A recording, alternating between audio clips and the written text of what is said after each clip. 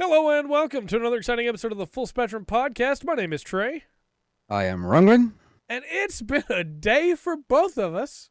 No joke. We have a kind of a short show tonight, and we're probably not going to do a topic because we both have some big stuff going on. I'm going to get into it my week for sure. But we'll be back to our normal, I was about to say girth. We'll be back to our normal length podcast-wise next week. Well, you fit length after girth. You've just ruined everything. But yeah, you know, it's been a day, so let's get into weeks. Let's just go ahead and kick right into that. The cat bug, that's true. That's a very good part of the show. All right, man. So my week, I'm gonna go kick this off. Kicks the week, yes. Andy joining me, great. Oh my goodness. So I don't know where to start. You know what? I'll start with some fun stuff. I ran through Oblivion, beat it. Yeah. Yeah, that was a lot of fun going through just to familiarize myself with the story again. Now I spent about 8 hours last night modding the thing. Yeah. Yeah. No gameplay mods. Okay. But I'm trying to make it look as beautiful as possible. For sure. So I haven't I've tested it. I haven't actually run it. Right. You know what I mean? So I got up to the screen, you know, it doesn't look like a disaster or it actually loads. So the game will load up and run right now, but I haven't actually gone. So I'm going to see how that goes. But that's been a lot of fun. I like Oblivion so much. I mean, Skyrim's great, but I love it. There's something about Oblivion that's just special. I don't know. I agree. And I'll make it pretty. So I'm gonna make a character to live there for a while. Yeah. I did do a gameplay change. I've got that I haven't. The last thing I got to install. That's what I got to do later. Is the alternate intro where you can arrive by ship. Yeah. And I think if you want to start the main quest, you go to where the sewers are, and there's a skeleton with the same way as the alternate start for Skyrim. Okay. You go find a skeleton with something on it that starts it. For sure. No, Oblivion's a great game. Yeah, and yeah, it's there's things about Oblivion that's broken, and yeah, it wasn't released like 500 times. That's true, and people have been clamoring for it. In fact, Sky Oblivion, right, may already be out. I think it's actually coming out soon. Regardless, so I don't know why they didn't hit Oblivion as hard. I mean, the market was there. I'm kind of confused about that myself. Yeah, I mean, it had the horse armor and everything. Right. Well, you've got good DLC for it. It makes a complete game. Yeah. The things that make it broken, it's kind of like the giant slam in Skyrim, right? It's the stuff that people love about it. Mm-hmm. You know, it's like, all right, I could get real sneaky with how I upgrade my skills here. You know, my custom class and stuff. But right. So I'm looking forward to that. Hopefully it runs. Like I said, all the checks. I just got to put in that last one. I'm gonna see how that runs, and then I gotta get back on Lord of the Rings. I haven't done that this week. Yeah, but that was some cool stuff with Oblivion. I got the rest of the padding up in the room for the sound absorption, and then we're going to right on. He showed up here. Nice. Yeah, I don't have a door on the evil lair, the underground lair here. We were trying to put one on, and we had some issues, and so I may be sneaking away here in a little bit.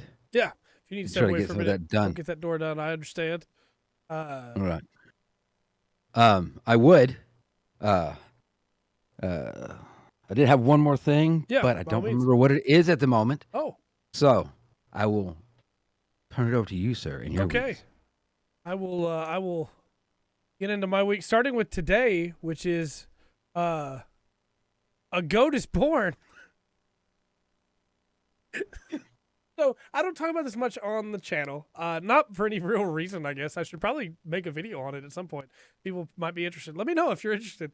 There's a farm attached to my property that I help my parents take care of, and we had a goat born today that was born to a a mother goat that has never had a child before. She's never thrown a kid, and she was bottle fed. Her mother died in childbirth, so she's never known what it meant to be a mother. She's never had a mother, basically, other than us, and so she is not doing very well. She doesn't know what she's doing. She's having to learn it all, and so I've been out there most of today trying to help her. I don't want to raise my shirt up because the blood will probably get us demonetized, but yeah, I'm covered. But the baby goat is okay. Baby goat's doing good. His mother's name is Cookie, and the baby goat is being called Crumbs right now because Cookie Crumbs. He is very cute. I would show you pictures, but again, the blood would get us demonetized. So I'll bring a picture next week to be able to show of little Crumbs. But he is very cute, and right now he still can't stand. He's still too young to stand. He needs a little bit more time for that. He is bleeding. He is bleating, not bleeding. Clarify, bleating, as in making noise, which means his lungs are clear of liquid, and he's doing good. So if he makes it through the night, he should be good, hopefully. But that's probably where I'm going to be most of the night, and I need to go back and check on him just as soon as this podcast is done, because, again, she doesn't know what she's doing. Normally, for anybody who doesn't know, normally you just check on the baby, and as long as the baby is getting milk from the mother, then they're good, they're fine. It takes them a little bit to get moving, but normally the mothers will curl up with them or stay near them to keep them warm. But since she doesn't know what she's doing, he can't get milk unless you hold her still, and you have to bring him to her right now because he still can't stand. Now, it takes him a little bit to be able to stand, but we got him some milk earlier with a colostrum, and he's doing okay. So go check on him again a little bit, and then he should be able to stand up and get around. But it's always exciting when a new life is added to the farm. We have 4 Black Maria, Mocha Latte, Sugar, Cookie, 4 mama goats, and we have Cloudy, S'mores, another boy that we're not keeping, so he doesn't have a name, and then Crumbs. And then we have the male Gaston, who is the dad for the children. And we have the goat dog out there. There's quite a few goats. And then we have about 6 rabbits. We have about 22, 23 ducks. We have probably 17, 18, 19 chickens somewhere in there. We have 6 guineas. Goat milk. Which is very good for you. Though the goats are still relatively new to the yard. We've only had them for about, or to the farm. We've only had them for about 6, 7, no, longer than that, I guess. It's only been about a year. So they're all still having kids and need a little bit more time before we get like milking stands set up. But the goal is to get milk. Meat, maybe. That's probably what the boy is going to wind up being, unless we can sell him. Except for Crumbs. Now that he has a name, we're going to wind up keeping him. But it's going to be interesting to get all that set up. And I've had milk goats before, Nubians before, and they were very, very good milk goats. So it's not something I'm new to, but yeah, goats. Trying to think if there's any other animals I missed. Oh, there's like 30 cats. There are so many cats in the yard. But for anybody who's like, why do you have so many cats? You need cats to be able to keep the snakes out of the chicken pen, to be able to keep the owls away from the chicken pen, and to be able to eat any of the rodents that might try to get into the eggs. A bunch of cats are great for that. And I have nothing against snakes, but those eggs are mine. So, back off, snakes, We're going to do that. This should help with the black bars a little. But fainting goats, man, that'd be a thing. Also, I have to sneeze, just a heads up.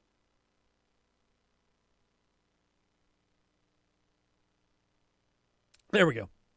We're probably going to wind up getting a cow again, too. So, thank you. We used to have cows when I was little, and cows are pretty great.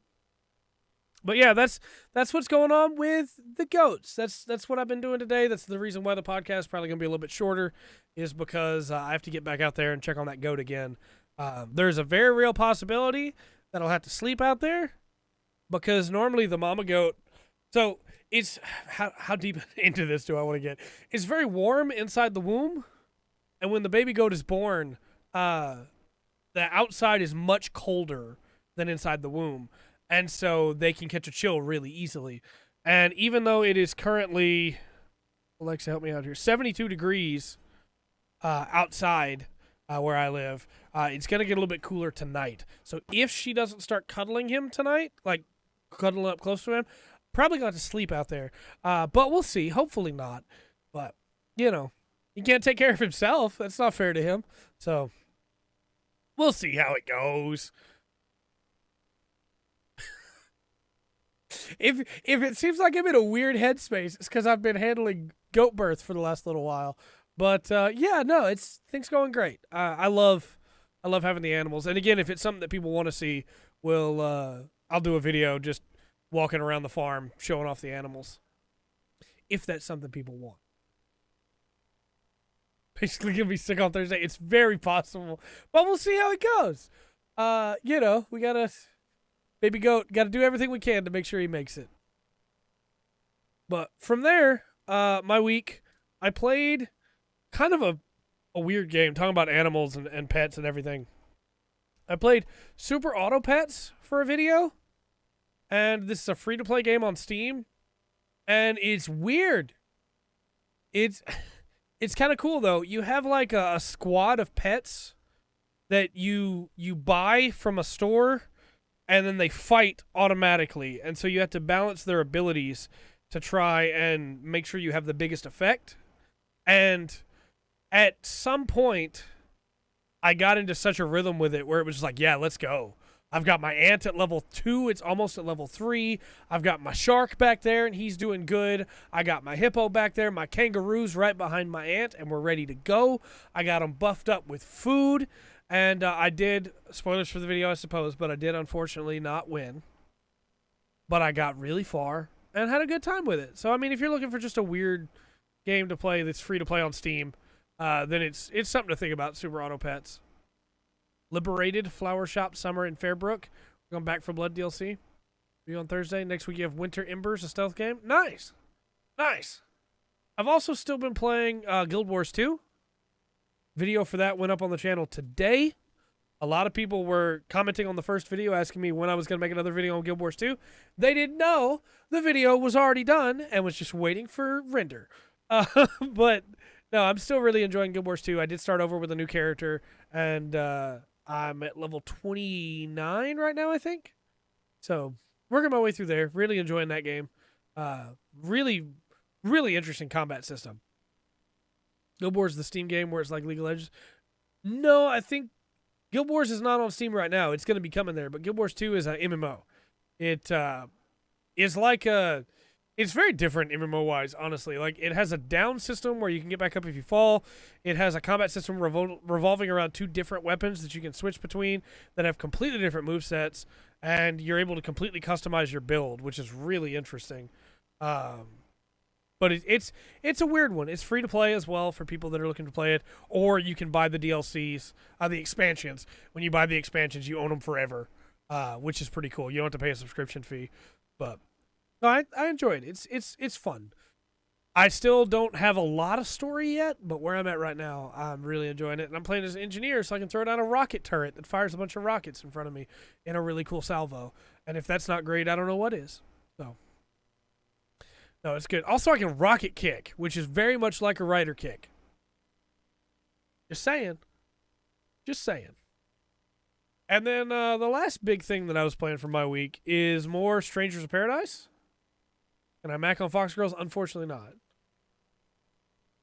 not. Strangers of Paradise, Final Fantasy Origin. Still really, really fun. I have been playing around with the jobs some more. I unlocked all of the second tier jobs, and I've been playing around with those now. And man, is the combat in that game fun. Being able to just like roll up to a guy, hit a bunch of times with an axe, then war cry to knock him in the air, switch to red mage, cast haste on myself, charge in, hit him with my electrified mace, and then switch back to warrior to still just like slam him down. Feels really good. Right now I'm playing as Monk and Red Mage. Because I found out, here's a fun tip for anybody that's looking to play this game. If you have a class equipped that has a weapon type that can be used by a different class, that class, like the other classes, still get XP. They don't get as much, but they still get XP even if you're not playing as them, because they just have that class weapon. So, like for instance, if I have, let's go with Red Mage, right? Red Mage uses a mace, and that mace is also used by Black Mage, also used by White Mage, also used by Sage, also used by regular Mage. And I don't have any later classes that can use it yet. So all of those get experience when I use Red Mage. Warrior is like the best class to level on because it can use all the martial weapons. So all your martial classes get experience, basically. Monk can use a spear. So even though I don't have a spear equipped on Monk, it gets Dragoon XP as well, which is really cool to me. I like that I can level everything while I'm playing. It means I don't have to go grind. A classic whip. What about a classic Nene? No, it's a really fun game. Story wise, I don't have any idea what's going on. Man, I don't get it. The cutscenes are perfectly nonsensical in my favorite way, but gameplay wise, it's really fun. I like it a lot. I feel like you get a little bit too much gear. There's a ability to like auto like disassemble your gear for you, disassemble, which is great because I do that literally all the time because I have way too much gear that I'm picking up. But it's a very, very fun game. I'm liking it a lot so far. Made your eye twitch. What's a good thing you're on twitch.tv then? Look, I'm a goat dad now. I get to make dad jokes. I have a kid. The best part is I can make all the dad jokes I want while Rungren's gone. I could just throw these dad jokes out and I'm good. I'm set. He won't even know. Don't tell him, chat. Don't tell him that I'm making these dad jokes and he'll never know. It's great. Also, speaking of Rungren, let me grab this real quick. He put out another song on YouTube. He's been putting out songs, but I really wanna share this one because this song, if you haven't heard it yet, is very good. It's called Old Friends and Memories. Oh, it's a good song. It's very, very good. You should check it out for sure. But yeah, that's pretty much been my week. I do have a couple models that I got done, but nowhere near as many as I would have because it's been very busy. But I have first one of my Legionnaires. These are Chaos Boys. They worship the Chaos Gods. Then thanks. And then my Tech Marine, who is pretty dang cool. He's got a drill on his arm there. And those guys are cool. You have hands coming off his head? No, he's got hands coming off his shoulder. And his backpack. One of which has a drill. So either he's a dentist or he can fix things. Oh, the first guy? No, he's got hair. That's his hair. He worships chaos. So he's got to have crazy hair. One detail that I think is really cool actually is that he's got, I don't know how well you're going to be able to see it. He's got a Space Marine helmet like on the back of his backpack that is pretty cool. Or it's like, yeah, no, he killed a Space Marine and he carries it around with him to be like, haha, look what I did. Which is nice. That's a fun detail. Yeah, on his backpack. So, but yeah, that's pretty much been my week. We will hold off for a minute before we get into news. See if Rungren can come back. I know he's busy right now, but we will hold off a minute, and I will just keep talking, chat. Let's do a little fun thing here, which is I've told you I have a bunch of animals on the farm. Let's put farm here. Chat, do you have any questions About the farm? Or about the farm animals? Because we don't talk about it very often. We don't get into it very much, you know? Very noisy. I'm sure it is.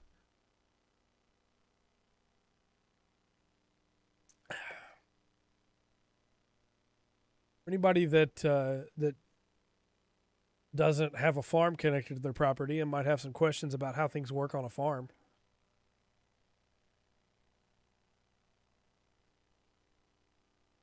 Another cow. Did you eat the first one? No, we had to give up the cow. Little known fact, my parents adopted children, and the process to adopt them was very difficult. And Child Protective Services decided that the cow was dangerous, even though the cow had done nothing wrong and never caused any harm. And so we had to give the cow up. And so now that the children are all adopted, for the most part, looking at maybe getting another cow. Slaughter your own and send it to a butcher. It depends on the animal. Slaughter is our own, is normally what we do. But if we know somebody that can butcher them up into sausage for us, we do that instead. We haven't sent an animal off in a while. I mean, a long time. But mostly just because, you know, we don't have that many extra. The quail, we did used to have quail. We wound up losing our quail that we had to a possum. But my grandpa still has the quail that we got them from. And I miss the quail. The quail were really cute, but unfortunately that possum got in the pen. We have since changed up the way the pen's designed so the possum can't get back in and get anything else. But for anybody who doesn't know what a possum is, in other places in the world they're called opossums. We just call them possums here, and I don't know why. They've been called possums my entire life. Everybody else from other places that I've met calls them opossums and is very concerned by the fact that we dropped the O. But no, we did not eat the possum. Possum is not good eating. Gonna be honest with you. Possum is not good eating at all. But because Texas. We call them varmints. That's the official word. There are varmints that exist around a farm for no good, right? Rats, chicken snakes, possums, owls. Those are all problems. And so we have answers for them. For the possums, we have the guineas. The guineas keep the possums away now. And we have the reinforced fencing. Meerkats would be a problem as well. Yeah, if we had those here. For the rats, we have the cats. Weasels would also be an issue if we had them here, for sure. For the snakes, we have the cats. And for the owls, we have my dog. I've talked about Zeke before. I'm not talking about Zeke. I have a rescue dog that I don't talk about very often because she doesn't like people and doesn't like pictures. But her name is Yuki, and she is a rescue that's an albino Great Dane. She is mostly deaf. She is mostly blind, and she has a bum leg. But I love her dearly. She's a wonderful dog. She lets me pet her. She lets me feed her. She lets my mom pet her, and she lets my mom feed her. But that's about it. Other than that, she will get away from you. But we had an owl that was getting into the chicken pen, and we woke up one morning and found that Yuki had devoured that owl. So owls aren't a problem anymore. Never seen a dog do that before. And, yeah. But she took care of it, I guess. No, a weird problem we have around here. Like, he had a deaf Great Dane for years. Yeah, she's so sweet. She's such a sweetheart. She just doesn't like other people. And if she can't smell somebody that she knows, she will get very defensive. Any horses? No. We had horses when I was a kid. But up until very recently, as in like 2 years ago, we didn't have any areas for the horses to run. We bought some more land a couple years back. My parents did, that connects to our property. So my parents have a property and I have a property, and they're side by side. I bought property next to them, basically, to be able to live next to them back when they were first adopting children, and there were a bunch of restrictions and they needed more help, and so I wanted to be able to be there to help them. And so we bought property like side by side, basically, and the property behind us is about a couple acres, and they purchased that to connect to it all, and that's why we started getting farm animals again a couple years ago. And so a horse is almost for sure happening. It's just we had to wait for the state to get done with all the adoption paperwork. Small horse ranch. As a child, you had your own pony. Horses are great. I loved my horse. I also got pretty bad banged up by a horse, but that was my fault. I should have been more careful. But you know, he was a good horse. Not my horse didn't do that. A different horse that we had did that. But his name was Ty, and unfortunately, I got too close to Ty when he was trying to eat because I wanted to pet him, and he bit me on the shoulder really hard. And yeah. Then another time, I was taking care of Ty, and I was brushing him, and I got behind him to walk away, and he kicked me directly next to the groin and bruised me really bad. Thankfully, he missed the groin. But, yeah, you know, just don't get behind the horse. Respect the horse, and the horse will respect you. It's fine. Yeah, no, the animals are great. It gets, sometimes it can be a little bit of a pain. Fell off a horse once. Oh, no. Like having neighbor dogs run in the yard to bark at the goats, and then the dog that's in with the goats to keep them safe starts barking back, and they do that just all night. Just all night long for no reason. And then, like, the ducks. Man, the ducks have this huge pond that we dug. We dug a huge pond for the ducks. And they just, like, they go out there and swim for a little while, and they just walk out into the road. They walk 2 acres into the road and are just, like, walking, just taking little tiny duck steps forward. It's like, what are you doing? Why go back to the pond? What's wrong with you? Barely remember your pony or any other horses? Most of your recent horse interaction have been at your grandparents' house? Yeah, I understand. I don't blame you. Grew up with 2 horses, never had anything happen to me. Because, like, my horse, Kid, he was a great horse. Never hurt me, never bucked me, no problems whatsoever. I could walk up to him, and he would even, like, lean down so that I could climb up on his back. Super sweet horse, right? My sister's horse, Bright Eyes was her name. Also really sweet. Could get a little ornery sometimes, but really sweet. Ty was just Ty, though. He was just Ty. I have no other words for him other than he was Ty. And he knew what he wanted, and if what he wanted was not what you wanted, too bad. He's getting what he wants. No, he was a really good horse. I love living on the farm. It's great. And I don't talk about it often, I guess, because why would I talk about it while I'm talking about video games or anime and things like that? But no, living on the farm is great. It's wonderful. I wanted us to get a llama at one point, and eventually we decided not to do that because I couldn't smell then. I was unable to smell things when I wanted the llama, and I thought it would be hilarious to have a llama that everybody else had to smell and I couldn't smell. Now that I can smell again, I don't want a llama anymore. Turns out, speaking of smells, by the way, did you guys know that penguins smell bad? When I went to the zoo the other day for my girlfriend's birthday, we passed by the penguin enclosure, and I was amazed because for most of my life, I haven't been able to smell things, and I thought penguins were super cool. Yeah, about that. Penguins, they smell terribly foul. Yes, thank you. That was me for most of my life. For most of my life, I haven't been able to smell things. And after recovering from the you-know-what, my sense of smell has come back, which is really weird and kind of cool, but sometimes not cool. But yeah, that's, just running with your puns. Go for it. You watched some Gundam recently? Nice. Very cool. Yeah, that's pretty much, farm life. Pretty much it. If I could have some Gundams out there, that'd be great. Just farm some Gundams. Actually, if I could have some mechs to be able to use to till the ground, because we do have a farm out there too. To be able to till the ground and dig some rows, that would be great. I did a farmer's life for thee. Yeah, that's true. I got to try some food that Waverly made. It was very good. Remember how much you hate Bright? Oh, I love Captain Bright. Captain Bright's the best.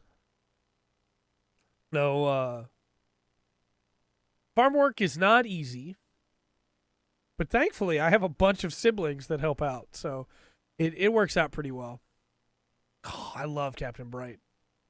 To be fair, though, I also have, like, I can't separate who he becomes from who he was.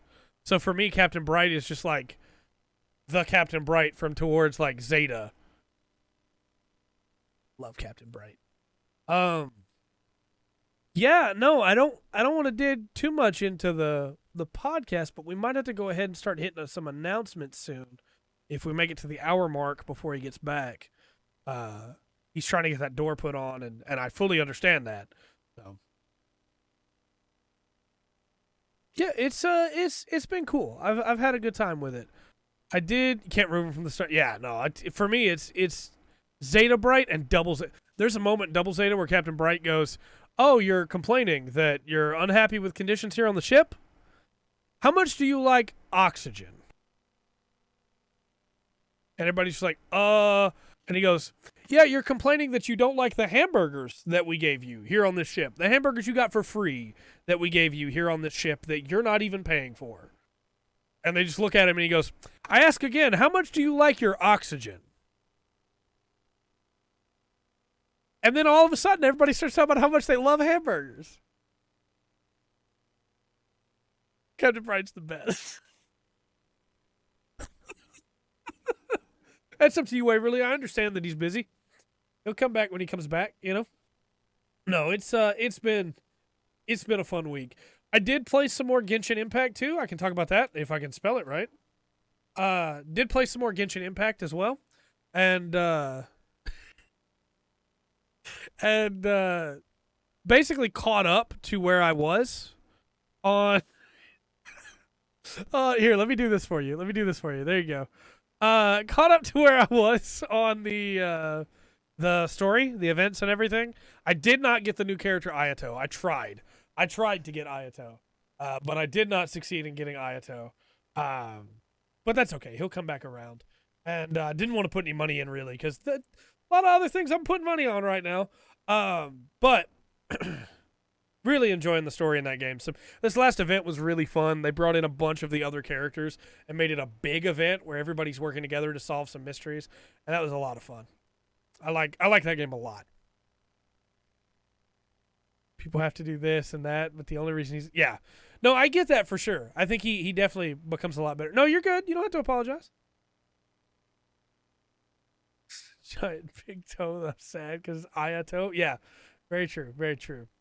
No, I think my favorite part about the event is that Genshin Impact has a character named Ito, and Ito is the best character in that game, and he gets a big moment in that event that's really fun. So, appreciate it. No worries. We'll go ahead and come back to here. One last thing I want to talk about is Fm14's PvP. Play a little bit more of that, and hey, that PvP is really good. The guy who eats a toe and the guy who eats a toe. No, that PvP is very, very good. If you have been thinking about playing 14 again and resubbing, I think you should try out the PvP. If you haven't been playing PvP before that game, I think you should try out the PvP. It's very, very solid. I really like playing as every class in PvP, which is a great feeling because that has not always been the case. PvP has been like the weakest thing in 14 for a while. You're just jelly and wanted to be a surprise guest. I don't blame you. This week featuring Waverly. It's hard to like really put into words how good this PvP is because it's kind of just push the objective, right? But it's really good. It's like every class feels balanced. Every class feels powerful. Every class feels good. You walk into PvP and it's like, all right, I have one of two experiences coming. Either my team is going to be on the point or my team is not going to be on the point. And that means I have one of two games happening with a very short window for the game itself, so you're not going to be stuck in a bad game for long. But it's either going to be, hey, push the objective, win, or hey, don't push the objective, lose. But at least I can have fun with this really cool combat system while I'm at it.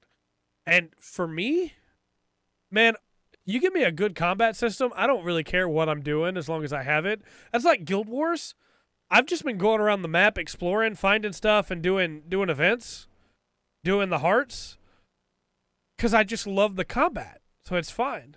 Those fox girls, cat girls are so boring. Bunny girls, why I love them. Bunny girls are used to death too. I get that.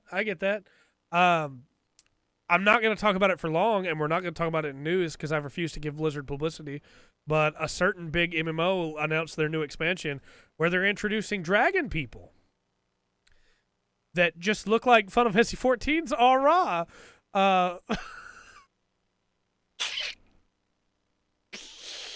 Oh man, they just every time 14 does something, they just have to follow. Every time. Like, for what it's worth, Guild Wars 2 may not be as popular, but they're doing their cool own thing, right? Lord of the Rings Online, not as popular. They're doing their own cool thing. Elder Scrolls Online, yeah, sure. They're doing their own cool thing. And then you have the flavor of the month from you-know-who. I can pull up some pictures of All Raw here if you wanna see.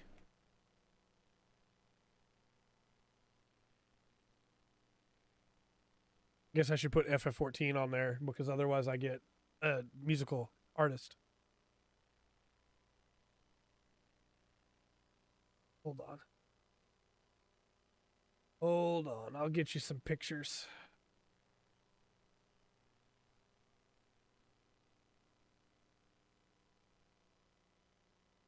And it's gone. Okay, hold on. As long as the flavor of the month isn't grape. I'm gonna have to save it and add it again because it won't stay. I wish they hadn't made that update. All right, save. Open. Drag. That's because it's saving as a WebP again. Come on now. Give me JPEGs. Don't do this to me.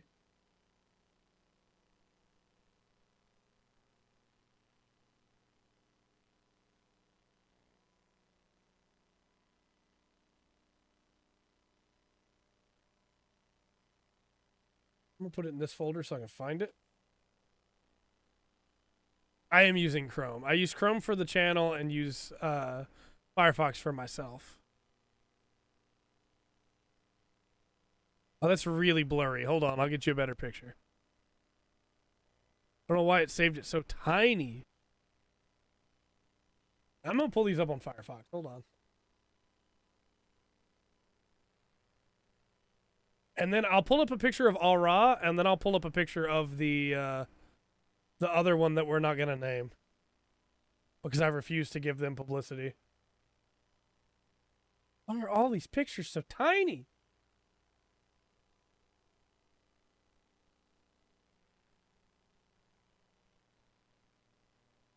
I don't want to use just somebody's aura. I just want to use... Okay, you know what? I'll pull up a specific one that I know of.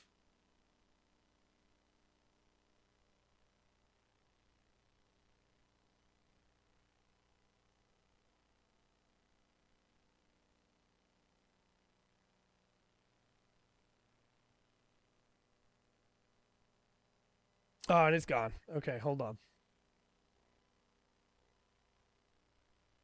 We'll pull up a particular character. Her name is Yugiri. She's pretty great. Not as a WebP, though.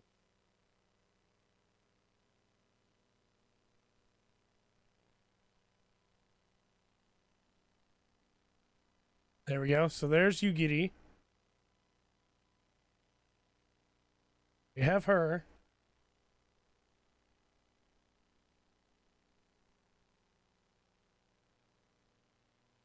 Pretty cute. And then here's the new you know what race.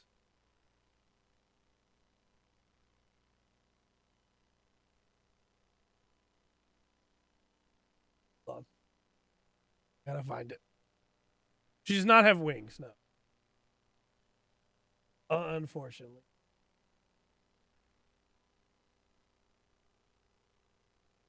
The funny thing is, I'm going to show you this picture, and you're going to immediately know, like, who it is, what game it is. But I'm not gonna say their name. I refuse to say their name. They're not getting any publicity for.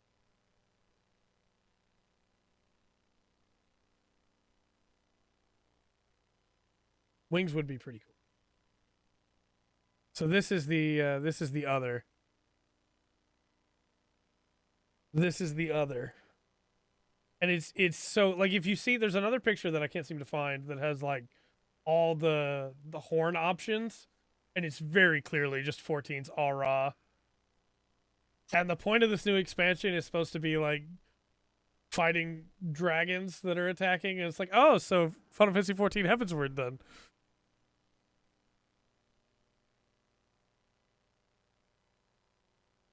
Get out of here. Get out of here. Get out of here. I don't know if I still have it. Now's not really the time to look, I suppose. But I used to have some pictures of my aura. But I don't know if I still do or not have them. But I have a couple aura that I play every once in a while. I don't see them in here. No, aura are cool. They're very nice. I like them.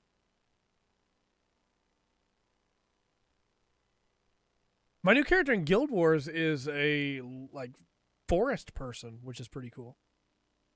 That's true. That's true, but I don't have them. I don't have them anywhere. But no, they're very cool. I like dragon people.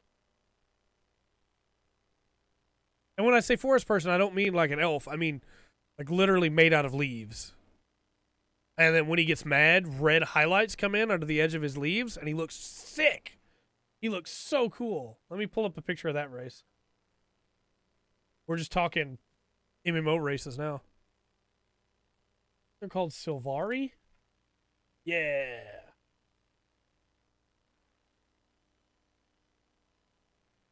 All right, so this is a Sylvari that is important to the story. Meet her pretty early on. She's pretty cool. Her name is Kaith. She's pretty great.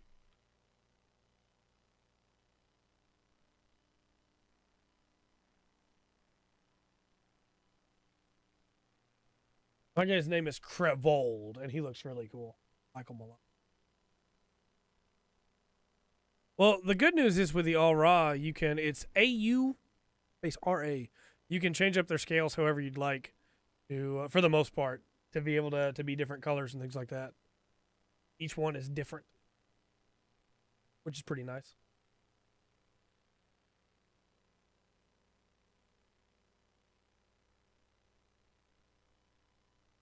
Did it again. I just searched Aura on its own. No, I think like this is a broader discussion, which I guess we can get into now. But when it comes to MMO races, like I want your humans to look cool, and then I want the other races to be cool too, right? So if we go into Fm14 races, let's pull this up here. That would be cool. Pull up the list here. We have. I'll add these pictures here where you can see them. Male characters, female characters of the different races.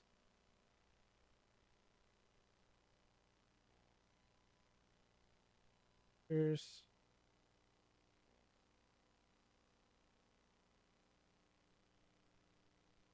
So those are the male races, the male versions of the races in F14. And then the female versions. And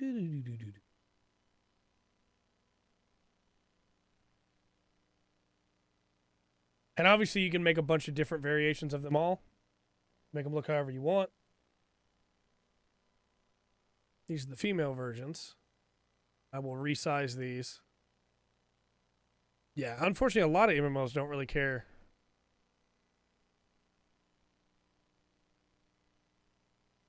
What your characters look. So like you have the male ones and the female ones here. Hold on, I got this. I can make this look good.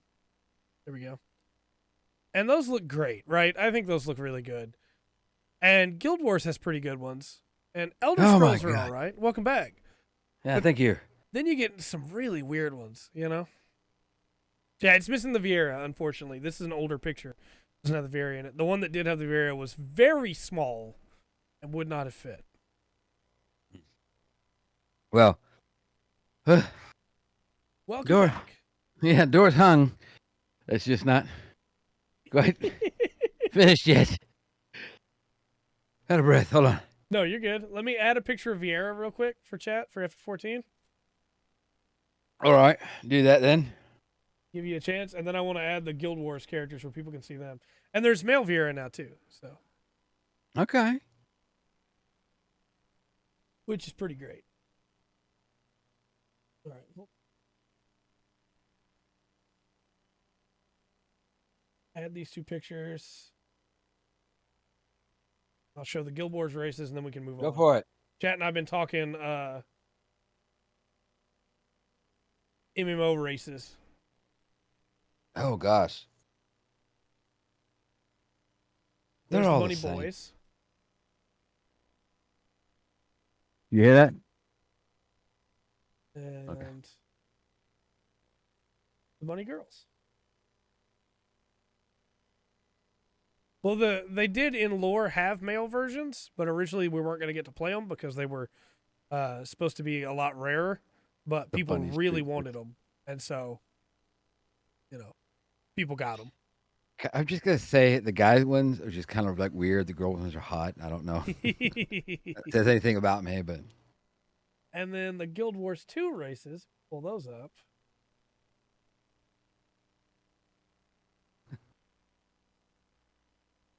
They're pretty cool. There's like 5 of them, but male and female versions of each. Here are the 5. On, save the image. A JPEG. Thank you. I don't have to convert it like I have all the others I've been showing. oh my gosh. Twins that look like David Casting. These are the races for Guild Wars. Norn, Human, Sylvari, Asura, and Grawl, I think. Grawl? What's the... Are they? I think you're right. Yeah. Roll. So... Char! That's it. Char. They're What pretty is cool. the? No, wait. What's the G? Is that the enemy? The Yeah, that's the enemy. Okay. That's what I'm, the actually, I'm Grawl thinking of is Guild the Wars enemy. 1. Yeah. Yeah. Okay. No, Norn aren't just pale. They're like Vikings. They're like Norse. And so they're a lot taller and So they're big and pale. yeah, big and pale. Yeah. That's yeah. Get it right, Dark. But the Sylvari Gosh. are really cool. I like them a lot. Yeah. And the Char Huh. are really cool. They run like beasts. Yeah. And I think that's what you need, right? When you're doing an MMO race that's not human, you want something to set them apart. And so having like the Sylvari are plant people, but when they get mad, red highlights come in under the edge of the plants. That's cool. The Asura are little tiny people, but when they get mad, their ears shake. You know? Like, give me details that make them different, you know? I like that. Yeah. Well, it's another thing that I'm trying to think of one that really steps out where you're playing some really different things. And it doesn't come to mind. I mean, they make it look cool, Right. right? You get all different things, but where you're actually playing, the Char might be a good example of that. Or Yeah, Char, pretty sick. I'm trying to think of something else. I mean, Bjorn in Lord of the Rings Online, you get to turn into a bear, but Yeah. you still fight as a person for most of the time. But something where you're really physically well. If you play the monster side, then you can play a warg. So A there's Bothan that. in Star Wars Galaxies, yeah. I think Hrothgar yeah. in FF14 is probably the closest you get to it within 14. Okay. Because they're Yeah. all very similar, but Hrothgar are like the big, muscled up lion people. And so when you're a Hrothgar, anytime you stop moving, your Hrothgar will like put his hands on his hips and just lean over like this. Because he's a lion, it's more comfortable for him to like lean forward, you know? Yeah. But like I almost want one where it's like you have a centaur, a leonin. Oh yeah, heck yeah. You know, Where's my it's D&D MMO? Come on. there's two. Yeah. I want There's two. a good one. Well, there's one based on 3.5 and one based on I think Neverwinter's based on 4. Yeah. Okay. It may hold be on. it. I got you, Chad. I'll pull up a picture of a Bothan. Hold on. This episode has just turned into me pulling up pictures. Heck yeah.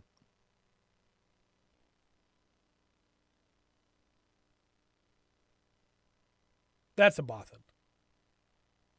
All right. Take a look at this thing when it pops up here. Oh yeah. So when you hear many Bothan spies died to get this information, Yeah. that's or gave their lives to get this information. That's what they're talking about. Very nice. All right. We should probably move on though. All right, what you got? So let's get into announcements. All right. I appreciate everybody putting up with my talk about the farm. We talked about the farm for like 25 minutes. Man, it has been where it's almost like it's like there's just so much stuff going on. No, I know. It's crazy week. It's like wow. I know. I was like 25 minutes. That's all. Right. That's all you put in there. So announcements. No More Heroes 3 is coming to all platforms. I thought this had already been announced. So it came out for Switch, and they said Okay. when it came out for Switch that it would probably move to other platforms. Oh, fair enough. Okay. But they never confirmed it. sense. So now we have the confirmation, Gotcha. which is cool. Breaks. Everyone wanted to be one that in Twi'leks. Look, I don't blame everybody for wanting to be a Twi'lek. Let me just throw that out there. Right. I get it. Or a Zebrak. Yeah, I get it. Exactly. Exactly. You know so what this is going. Oh, go ahead. Go ahead. Well, I was wondering. It's going to all platforms. So PlayStation, Xbox, PC, PC, everything. which means Nexus mods may. Yes. Maybe some mods for No More Heroes. I wonder what kind of mods will come out for No More Heroes 3. I'm very curious. I haven't gotten to play No More Heroes 3 yet because I heard it ran really poorly on the Switch, and I was hoping for multiplat. Oh, okay. So I'm very excited to finally get to play it. You know what I don't understand, though? What's Digimon Survive is getting a release date. Digimon Digital Monsters in Japan.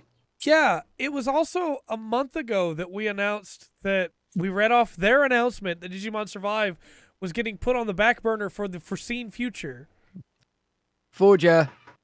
I'm worried that it wasn't a Fuja and more of a, hey, we don't know what we're doing with it. We're just going to push it out in Japan. Probably. We're just going to do this so we don't lose the ability to make Digimon games. But this is not done.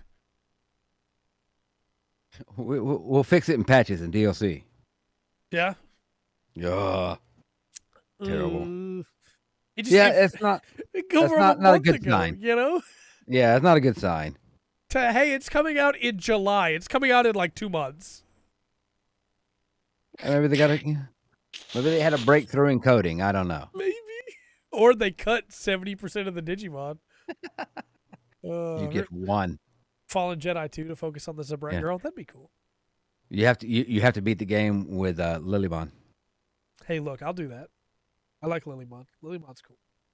The game's good, I would too, but not the one I picked. I was talking with my girlfriend about Digimon the other day because she's never seen it. And you know me, I get really excited whenever I talk about stuff. I was like, oh, you love cats. You'd love Gatomon. And she was like, oh, really? Show me a picture of Gatomon. I was like, well, here's Gatomon. And here's what she evolves into. Angelwoman. And she looked at me and said, why does the cat evolve into an angel woman with boobs? Look, if Digimon, you know, man. you know. If you know, you know. There's not very many of them. So then I showed her Lady Devimon because, of course, I did. Yeah. Yeah, just, Digimon. People should Digital know. monsters. People should know. Digimon. Digital monsters. Digimon are the champions. So, this last bit of news came out today, and I did a full video on it because I love Xenoblade. Xenoblade Chronicles 3 is moved up release date wise. It's no longer coming out in November. It's coming out July 29th. And unlike Digimon Survive, this is one I'm excited for. Well, I think this may be a consequence of just the amount of buzz. Yeah. I don't think they may not have realized just how long people have been waiting for this game. Yeah. And it's like, hey, we can make money in the summer, right, with this. I also still think we're getting a big release in December because they've said Breath of the Wild 2 is being moved back, right? Yes. I think we're probably still getting like something in December. Maybe Metroid Prime 4 that they've been working on in quiet or something like that, and they're moving this out of that window. Okay. Or they're just moving it out of the Christmas window anyway. Doesn't make... Yeah. But wow. Because this is the same company, Monolith Soft, which makes these games, is the same company that went, oh, you need help with Breath of the Wild? Yeah, no problem. We'll help you out. And escalated Breath of the Wild's development by 4 months. They thought it would take 4 extra months to do that open world, and Monolith went, yeah, no, we got it. Here you go. There you go. Here you are, sir. These are the people that made Xenoblade Chronicles X, one of the biggest open worlds that was available at the time, and the game was 12 gigs. Nice. These people are magicians. So I feel as far as I'm concerned, all of them are. That's true. I feel like they finished it, and Nintendo was like, "Oh, it's gold. It's good. We can sell it now." Monolith was like, "Yeah, we did everything we wanted to do with it." They went, "Oh, move it up." Heck yeah. So also, this game's going to be 15 gigs, and they say it's the biggest open world they've made yet. So okay. Yeah, the Xenoblade games need to come to PC really badly. Yeah, I guess. These are games that more people need to play for sure. I wonder. You can looking at console evolution, right? If you take the games you get with any console, right, at the beginning, and then what they're doing with the graphics at the end, there's a huge marked jump. That's right. And I'm kind of wondering, a company like Monolith is like, we haven't done everything we can do with this older software, right? That doesn't take up the space and the processing power. We can make stuff look great, If you're not going for photorealistic, why buy the photorealistic software? Absolutely. And they're not. They have their art style and they're sticking to it. And what I love most about this trailer is you can see so many nods to Xenogears, nods to Xenoblade Chronicles 1 and 2, and nods to Xenoblade Chronicles X that I'm really hoping this means we'll get a re-release of X sometime soon. Because X is Wii U exclusive. Oh, the better, because Wii U, the shop's closed down now. Yeah, that's what I'm saying. I'm hoping that means that we're finally going to get Xenoblade X. That would be incredible to have that re-released. But that's the mech one. That's the mech one. So Xenoblade X is different from all the others in that you get a mech, and this mech you can fly around the map in it. So literally once you unlock the mech, it completely changes the way you traverse the open world. Yeah. It's so good. I love it. It's incredible. That game's great.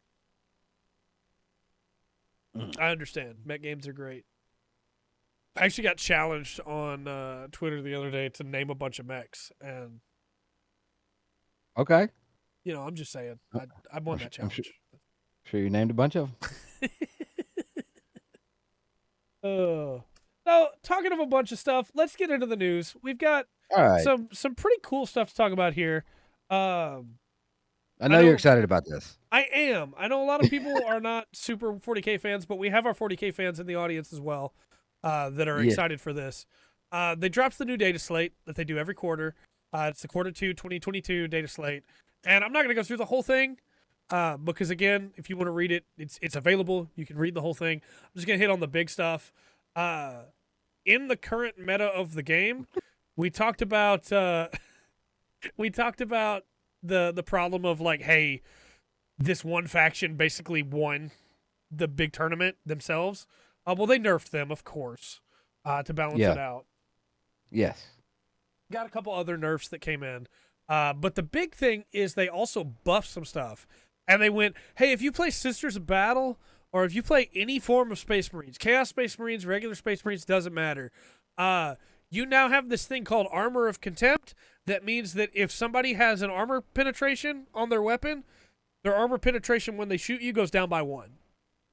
And that may not seem like a big change. Right, +1's +1. +1's +1, and it affects every enemy that attacks you. Yeah.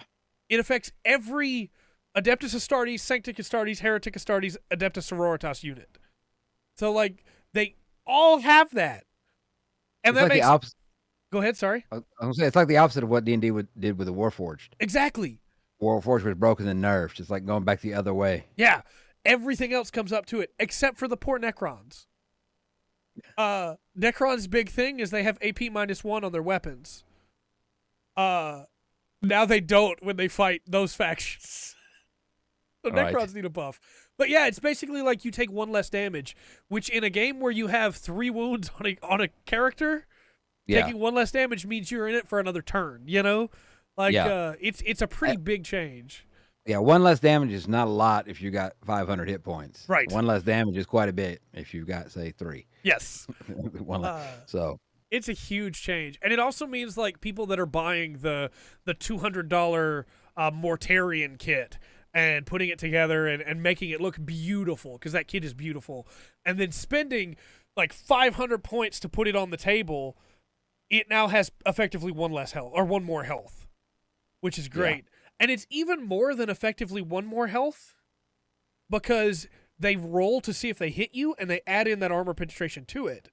So it's effectively you have 1 more health and 1 more save, basically, because now they do 1 less amount of damage they could be doing to you against your save. So, no, this is on the tabletop. But it is crazy how much better that balances everything. Then they also gave some nice little buffs up to Imperial Guard. They basically made it where, hey, if you're using indirect weapons and you can't see them, you don't hit as well, because you should be able to see them if you want to do damage. Like if you're firing a mortar and you can't see who you're firing at, you have you take 1 less away from your ballistic skill to be able to hit them, which makes sense unless you're Imperial Guard. So now Guard have a reason to take mortars and tanks and stuff like that. So Guard will actually be useful again. Yeah. It's all contested rolls, yeah? Yeah. Offense against defense. They roll their offense, you roll your defense, yeah. And in that, like you said earlier, 1 point makes a big difference in that. Yeah. Well, that's one of the reasons. One of the things I love about Shadowrun, because you have the fire, you roll fire, and then you got a body or armor that you roll back. Yeah. And everything's contested. Right. Dark, that is one of the best things about Imperial Guard, is you can run an Imperial Guard Leman Russ tank with a commissar as guard, directing it to the pilot, the driver, I guess, of the tank. Yeah. And he's got his sword out, and if you get into melee, the commissar can fight with his sword. It's so good. He jumps out of the tank and slashes the guy and gets back in. I'd be making people so mad at tournaments every time somebody said commissar. I'd be singing the Clash. Yeah, I don't blame you. Commissar's in town. Ta-da. I don't blame you. No, and that's people think Warhammer 40K is so serious, and there's the grimdark, right? There absolutely is, but Warhammer 40K is silly and it knows it. There's a rule with the orcs basically where you can take anybody else's tanks, and if you put a couple spikes on them, you can call them an orc tank. That's an orc tank now. The orcs stole it. It's theirs. They can use it. Yep. And it's yeah, why not? So you come to tournaments and there are people that have Abrams battle tanks with spikes on them. It's yeah, we don't know where the orcs found them, but they found them. Here's some tanks. Heck yeah. 40K is silly. I love it. But yeah, that's the big thing. There was a pretty big nerf to Custodes, which won quite a few tournaments of hey, most of your units now can't take objectives, which is rough. But Mm. we'll see how that turns out. They will backtrack it if they have to, and they made it where Harlequins don't just win every game, which is nice.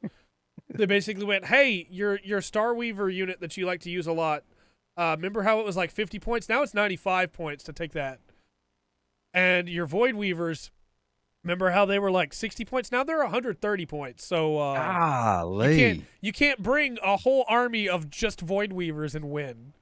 Yeah. You can't bring that many. You bring like a third as many almost.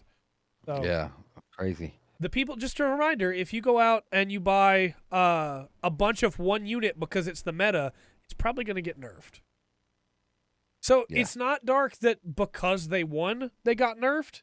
It's because they won every fight. It's because the Void Weavers were too good for their points cost. You could bring 20 Void Weavers to a fight, basically, and you would win. And They're trying to avoid an algorithmic win. yes, Is what they're trying to avoid. If you can use an algorithm, basically just a formula to get this certain squad, yeah. and nobody can touch it, they're gonna nerf it because that takes away the competition. At the last big tournament, the winning teams, 8 out of 10 top teams, including the person who won, are Harlequins because of how good the Void Weavers are. Yeah, they're way too strong. They're way too overtuned. Yeah. You don't even have to know how to play Harlequins to win with Void Weavers because of how good they are. And so this change is just, hey, you can't bring as many. A good player will still be able to win with them. But somebody that doesn't know what they're doing won't just be able to walk up and beat somebody who's got a well-crafted army they spent hundreds of hours on just because that person who's never played is using Void Weavers. Yeah, and also, they want that balance. They want all kinds of different armies. Yeah. At a tournament, they want people buying everything. It sucks to come into a tournament and realize that your first match is up against somebody with a Void Weaver team, and to go, all right, yeah, I guess I might as well just throw in the towel now because I can't beat those. Yeah, I cannot touch those Void Weavers. Everything else in here I've got a chance against, but I can't beat those. And personal opinion, Games Workshop 100% should have noticed how strong they made those before they walked out the door, before they launched that codex. But at least they fixed it now. Yeah, there's always the meta, but the cool thing about 40K is that it's not just skill and not just luck, right? It's a mix of both. And so when you've got somebody that knows what they're doing with orcs, for instance, if they get unlucky, they're probably going to struggle.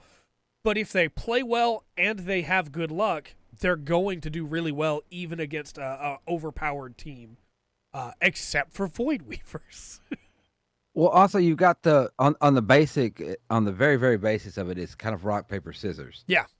Each one has its strength. So you're gonna kind of have infantry, ranged, and probably artillery. Yes. Something to that effect for every for everyone you set up to have a balanced army. And so you're gonna have close to the same setup,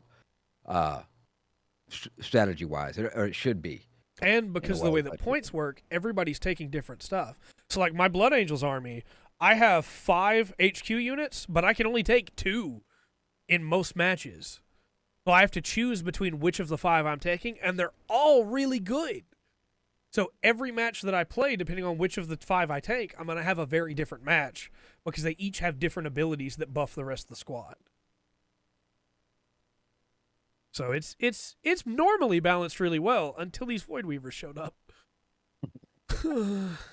And for anybody who's like, well, why are they so good? They're cheap. You can take 3 of them to a unit, and they have an ability that's basically like, I think it's called Mirror Architect, which is anytime an enemy unit selects them to shoot, they're considered an additional 6 inches away. So the range is longer, which means there's damage drop-off, or they might just be out of range.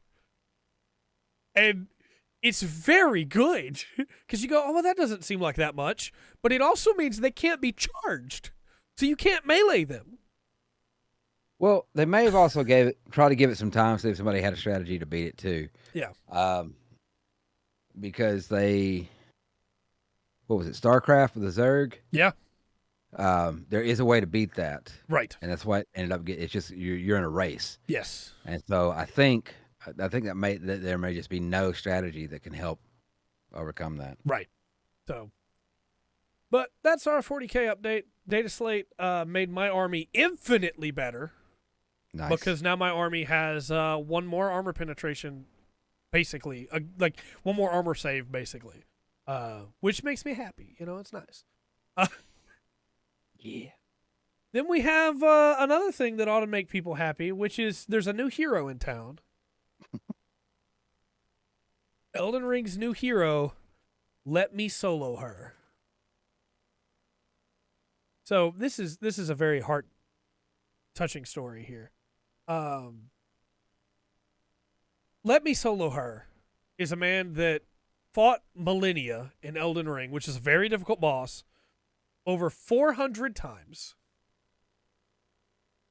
until he could beat her without getting hit, and decided to share his newfound skill with the world. Shows up in other people's worlds, like as a summon, they can summon in to fight her, called Let Me Solo Her, with a pot on his head and 2 katanas. You're right, yeah, I'm sorry, you're right. He died to her over 200 times. He's killed her over 400 times. Okay. Walks through that fog gate and fights her alone. He is a summon that just... So I should mention, too, when you're summoned in, you have less resources than you do otherwise. Fair enough. It doesn't matter. Let Me Solo Her will kill her 100% of the time. To the point where people have done it on stream as like a joke of like, oh, there he is. Let's see if he can actually do it. And he starts winning and they're like, oh, but I wanted to fight her, though. I wanted a chance to beat her. Oh, no, he's going to win. It's like, yeah, don't summon Let Me Solo Her if you don't want him to solo her. Right?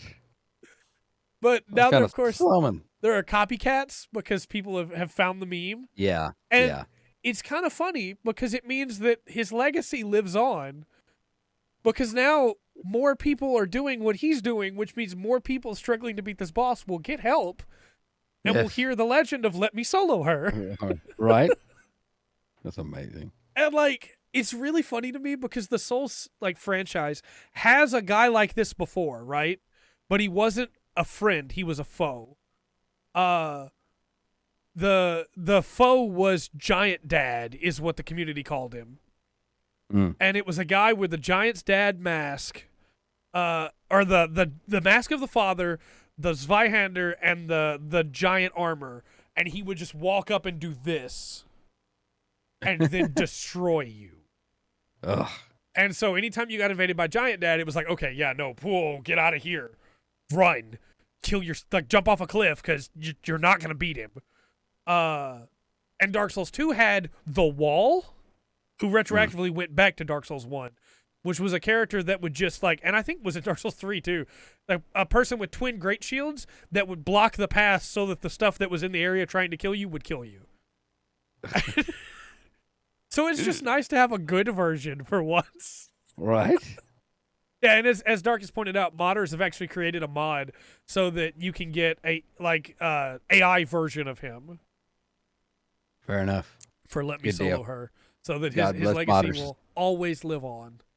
God bless modders.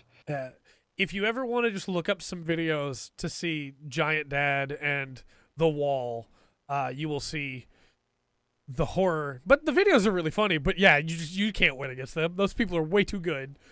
But also you should do yourself a favor if you don't mind spoilers and look up a video of Let Me Solo Her because the man is a legend. Heck yeah.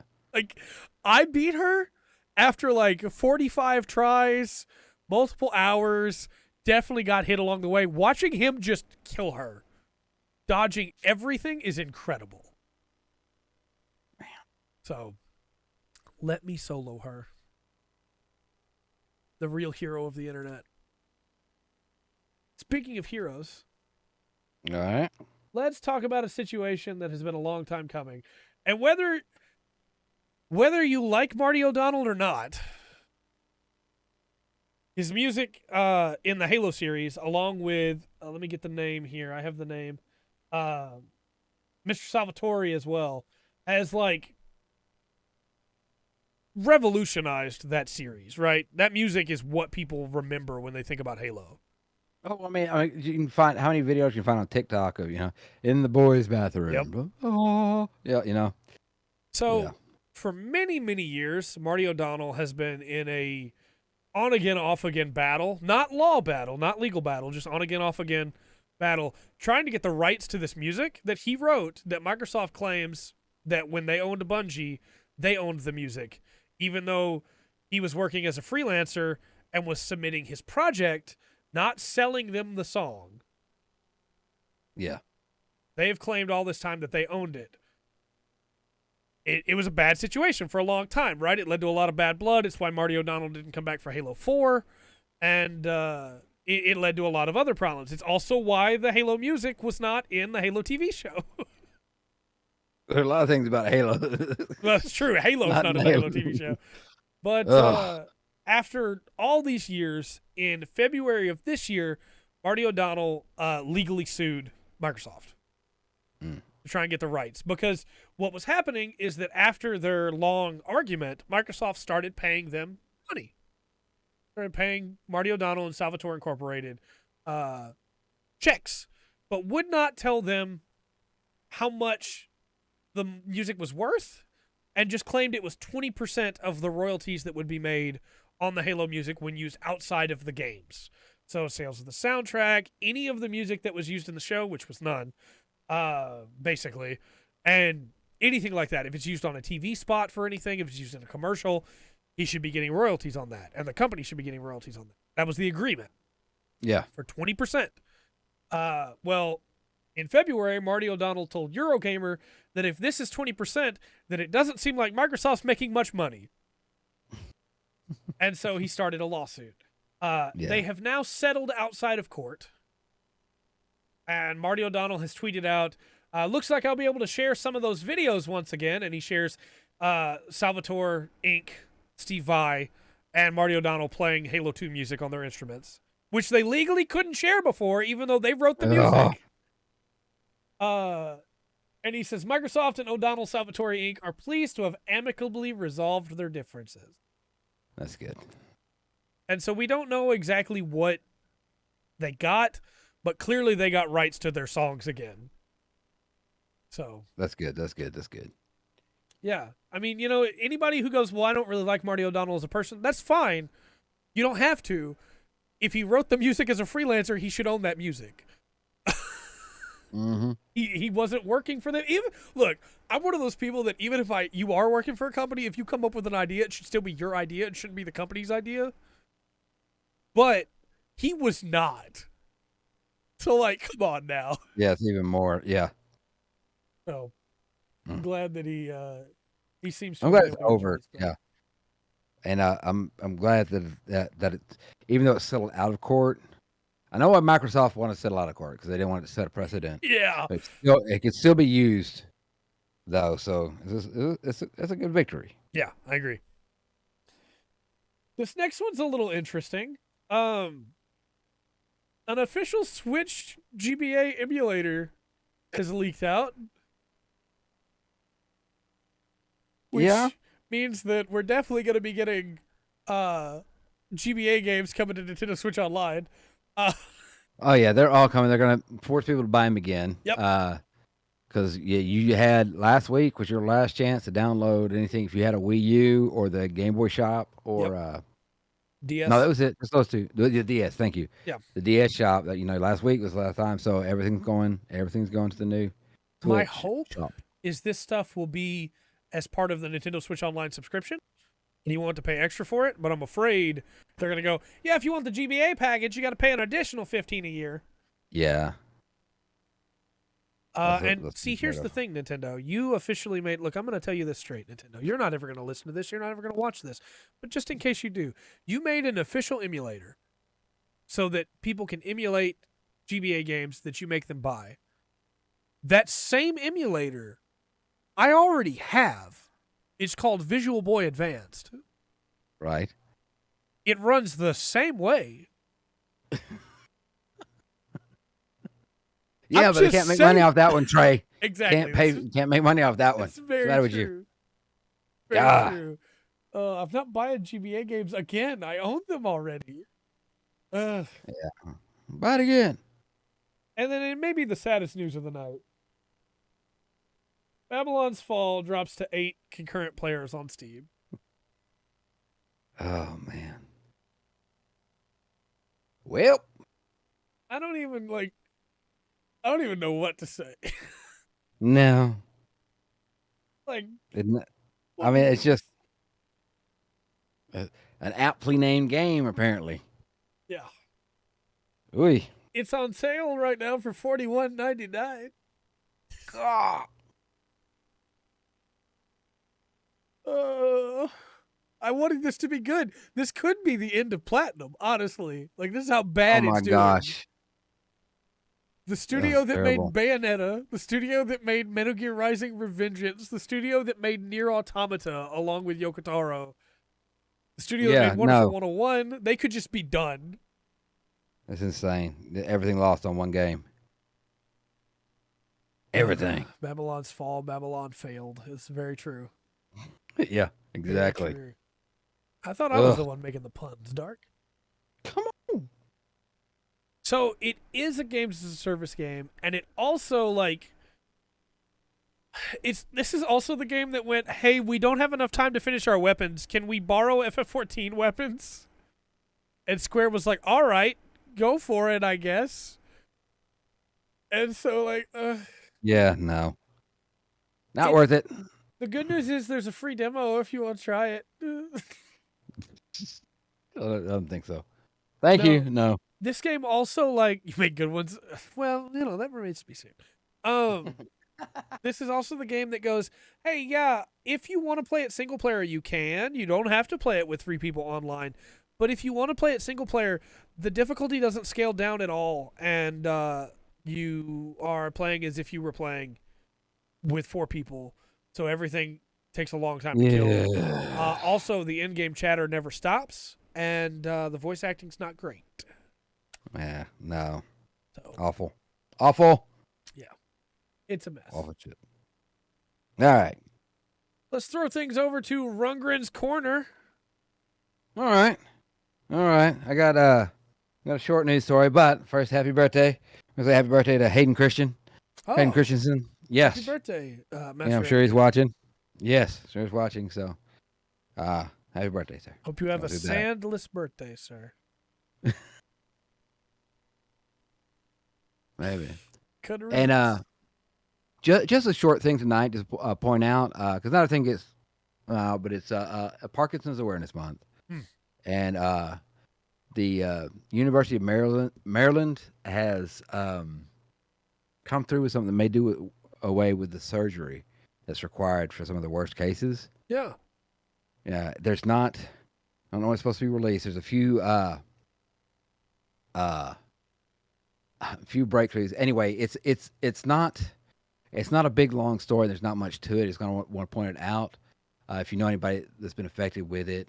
Like I said, especially on the worst case, because it's a painful long surgery, usually multiple surgeries that someone has to go through. And if that life is not going to be great with Parkinson's anyway, right? And if that part of it can be taken care of without having to destroy tissue and muscle and stuff like that, it'd be a huge thing.